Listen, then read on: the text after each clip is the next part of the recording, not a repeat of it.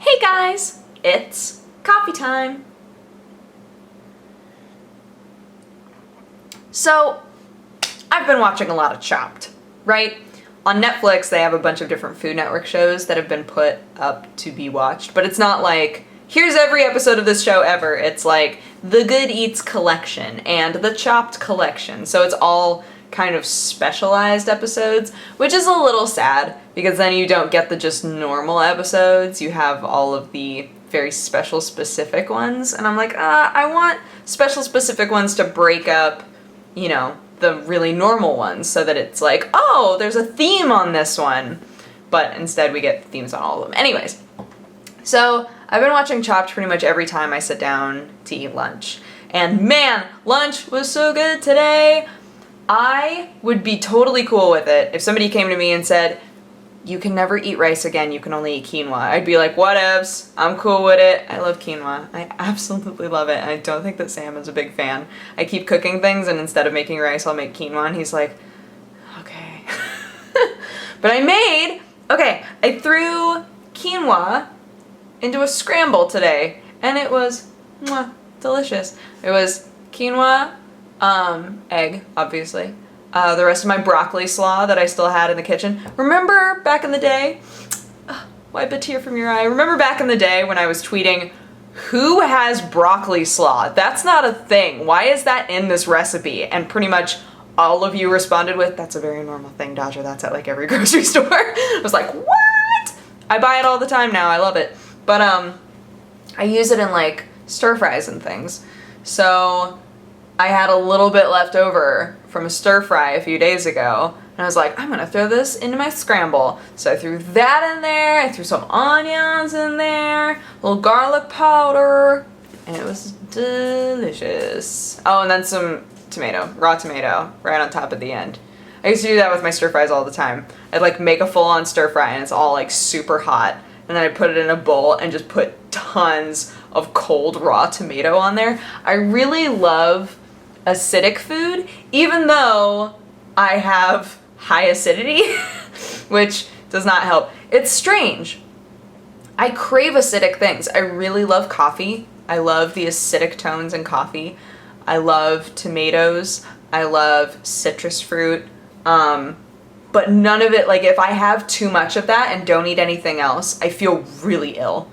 It does not feel good because it's just acid trying to eat acid, and it's like, okay, there's just more of me, and then you're like, no! But yeah, so I made myself a delicious scramble, and I watched some Chopped, and man, that show is so good. But so I always find myself rooting for people, and then they wind up to be awful chefs, and that makes me sad. Not awful, but like out of the group of people, right? I rarely root for somebody who winds up being the winner. Because at the beginning, so the way that Chopped works, for those of you who've never seen Chopped before, this is a great show. It's like a short form competition show for chefs. So the way that it works is they bring in 4 people, and there are 3 rounds. There's appetizer round, which is 20 minutes. There's entree round, which is 30 minutes. And then there's dessert round, which I think is also 20 minutes.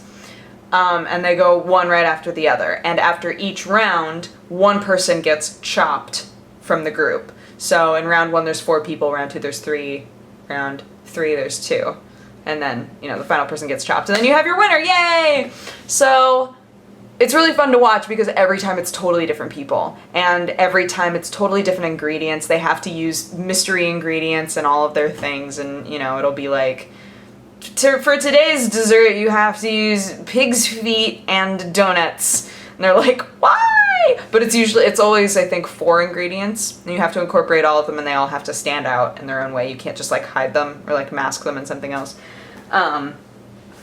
Anyway, so I love Chopped, right? And when I saw that it was on Netflix, I was like, But I have this awful thing that always happens to me where when I'm watching the show, you know, they introduce all of the people and they're like, I'm so-and-so, and I'm lead chef / owner of Poop Tacos Inc. in New Orleans, right? And then they tell you about like their life and their family and like how much they love to cook and how passionate they are. And then you always wind up, at least for me, I always wind up with like one or two people, normally two people, that I think, man, you seem like a cool person. I hope that you win. And then they start to cook and you're like, dang it. Like, just the way that they edit it together, you can tell that something's gonna go wrong, right? It'll be like, all of these people are doing fantastic, but then so-and-so over here, man, I don't know, they're putting tomatoes in their poop tacos. I don't know if that's gonna work. I've never tried that before. And sometimes it's great. And they go, whoa, you took a chance. It's amazing. It tastes beautiful. But most of the time they'll go, this didn't work. And I'm like, no, it could have been a thing. So I've been thinking about Chopped a lot. Because they had an episode, I was daydreaming, they had an episode, this entire coffee time is going to be about food. They had an episode a while back where it was like Celebrity Chopped, right? And they just brought in celebrities who love to cook. And it was so cool. It was one of those things, it was like Dancing with the Stars, right? Where you're like, oh, there's this person, I know who that person is, and then it turns out that they are like a really good dancer, and you're like, whoa! It was like that with all of these different celebrities. I was like, whoa, you're actually like a really good cook. What the heck? I had no idea. And I was daydreaming about it. I was like, what if one day, right? What if one day YouTube got to be so big that they had Chopped YouTuber? Or YouTuber Chopped, I guess is how it would go. And I was like, what if I was on YouTuber Chopped? Would I do well? And I'm thinking about this as I'm making my scramble this morning, right? And I realize I would do awful. I would do so bad because it's taste, presentation, and what's the last one? Taste, presentation, and one other thing. Did you have all the ingredients? I'm gonna assume is the last one. But man, I would not know. Every now and then they have a guy on there, right, who will come in and be like, yeah, I work at a barbecue place. And then for the appetizer, he'll give them like a mountain of food. And they're like, this isn't an appetizer, dog. I'm worried I would do that. I would be like, cool, an appetizer? Here's an entire bowl of soup. I'd be like, this is too big. Be like, here's ramen. Here's ramen for every meal. It's top ramen. It's fine. They're just like, we don't want this.